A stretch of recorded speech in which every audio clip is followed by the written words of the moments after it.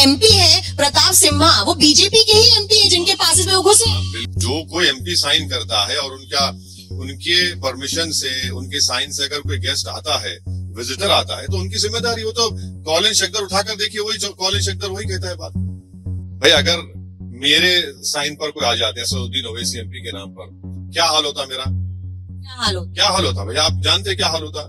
और फिर अगर वो जो चार उसमें वो उनका नाम अगर अब्दुल होता, क्या होता फिर?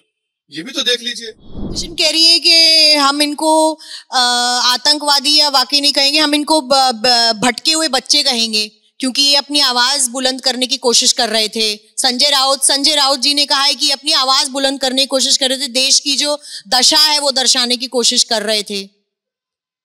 तो किसी के भी घर में कूद जाएंगे, वो घर में कूद जाए, किसी भी घर में कूद जाए, उनके घर में कूद जाए कोई कि भाई मुझे गुस्सा है। कल कोई कहेगा नहीं मुझे गुस्सा है तो मैं हवा में फायरिंग कर दूंगा, फिर कल कहेगा नहीं हवा में फायरिंग से कुछ नहीं होगा, मैं तो गोली मार दूंगा। भाई जिस जगह पर आप कानून बनाते हैं, अगर आप वहीं पर जाकर आप ये करना चाहेंगे, ये गलत है। ये आपको ये राइट ही नहीं देता। आप पार्लियामेंट के बाहर जंतर मंतर पर जाइए, प्रदर्शन करिए, एहतजाज करिए, आप हमारे घर पर आकर प्रदर्शन करिए, मगर आप पार्लियामेंट में ही कूद जाएंगे और ये सब चीजें लेकर आएंगे, तो इससे क्या मैसेज दे रहे हैं आप एनआरकी की तरफ लेकर जाना चाहते हैं मुल्क को।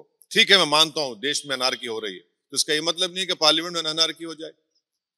अब आज आप ये लेकर आए, कल कोई और लेकर आएगा, तो गलत है ये बिल्कुल। तो इसी चक्कर में काफी एमपी सस्पेंड भी हो गए, क्योंकि वो भी चाह रहे थे कि इस इशू को ढंग से डिस्कस किया जाए। जो एमपी है प्रताप सिम्हा, वो बीजेपी के ही एमपी है जिनके पास में वो घुसे। बिल्कुल, देखिए जब कोई एमपी साइन करता है तो उनकी जिम्मेदारी होती है कि जिसको वो बुला रहे हैं वो रिस्पॉन्सिबल होंगे। तो ये रूलिंग पार्टी को चाहिए कि अपने एमपी के खिलाफ क्या एक्शन लेंगे आप। भाई अगर मेरे साइन पर कोई आ जाते हैं असदुद्दीन ओवैसी एमपी के नाम पर, क्या हाल होता मेरा? क्या हाल होता भाई? आप जानते क्या हाल होता?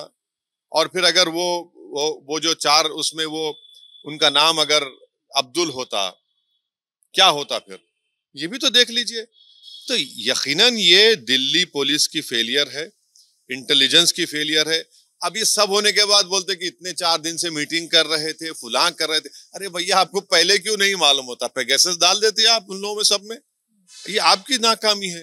दिल्ली पुलिस की इंटेलिजेंस का एक बहुत बड़ा फेलियर है ये, कि वो पार्लियामेंट के अंदर आ जाते हैं। तो यकीनन पार्लियामेंट की सिक्योरिटी को बहुत अच्छा करने की जरूरत है, और मुझे उम्मीद है कि दोबारा ऐसी चीज ना हो। हाँ, ये हुआ है, बड़ी तकलीफ दे बात है। तो एमपी पे एक्शन की मांग करेंगे भाई नहीं, जिम्मेदारी उनकी है। जो कोई एमपी साइन करता है और उनके परमिशन से, उनके साइन से अगर कोई गेस्ट आता है, विजिटर आता है, तो उनकी जिम्मेदारी। वो तो कॉलिन शक्कर उठाकर देखिए, वही कॉलिन शक्कर वही कहता है बात को। जिम्मेदारी तय करनी होगी सरकार को, क्योंकि ये बहुत बड़ा सिक्योरिटी ब्रीच है। हालांकि अंदर कलर बॉम्ब्स फेंके गए थे, खुदा ना खास्ता अगर कोई हथियार ही होते तो कुछ बहुत बड़ा हो जाता, लेकिन ये इतना बड़ा सिक्योरिटी ब्रीच जो है ये नई पार्लियामेंट बिल्डिंग के अंदर नहीं होना चाहिए था, और उस पर जवाबदेही सरकार को जरूर तय करनी पड़ेगी।